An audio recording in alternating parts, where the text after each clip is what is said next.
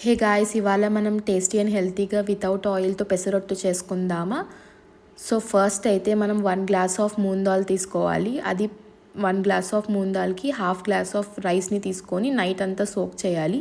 తర్వాత early morning mixie పట్టుకోవాలి. సో అందులోకి కొంచెం చిల్లీస్ వేసుకోవాలి.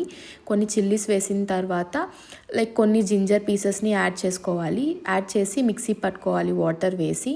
ఇలా మిక్సీ పట్టిన తర్వాత మనకి టేస్ట్కి తగ్గట్టు సాల్ట్ కొంచెం వేసుకోవాలి. సో మనం పక్కన స్టఫింగ్ చేసుకుందాం దోసపైకి. సో గీ వేసి ఆనియన్స్ అనేవి బ్రౌనిష్ అయ్యాక క్యారెట్ కొంచెం వేసుకొని ఇలా పక్కన పెట్టుకోవాలి. సో ఇప్పుడు మనం దోశ స్టార్ట్ చేయాలి. అలా వాటర్ కొంచెం వేసి తర్వాత దోశ స్టార్ట్ చేయాలి.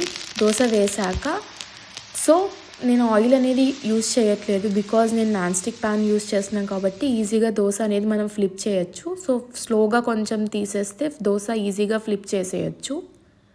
తర్వాత దోశ ఫ్లిప్ చేసిన తర్వాత సో మనం తయారు చేసి పెట్టుకున్న స్టఫింగ్ అనేది పెట్టుకోవాలి. అంతే అండి, ఎంతో టేస్టీ అండ్ హెల్తీగా వితౌట్ ఆయిల్ పెసరట్టు రెడీ.